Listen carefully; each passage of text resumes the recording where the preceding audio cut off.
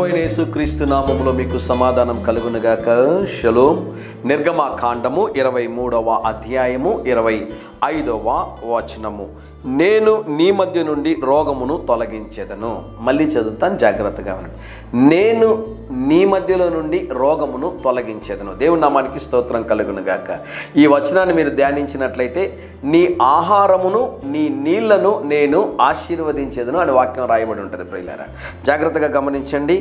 ఆయన నీ ఆహారమును నీ పానమును దీవించును అని రాయబడి ఉంటుంది. గమనించండి ప్రియులారా, 99% మనకు కలిగేటటువంటి రోగాలు దేని ద్వారా కలుగుతాయో తెలుసానండి?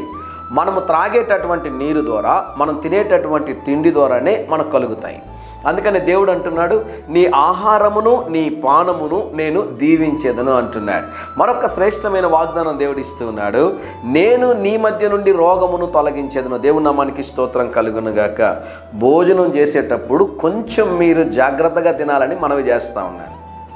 కొంతమంది ఇష్టం వచ్చినట్లు తింటూ ఉంటారండి.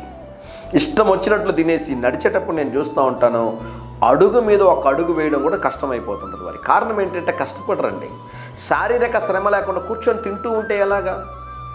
మీరు ఆరోగ్యంగా ఉండడం ద్వారా దేవుని నామం మహిమపరచబడుతుంది, దేవుని కార్యాలు జరుగుతాయండి. కనుక మనం భోంచేసేటప్పుడు ఆ నియంత్రణ ఉండాలి. కొంతమంది టీవీ ముందు కూర్చొని టీవీ చూస్తూ తింటూ ఉంటారు.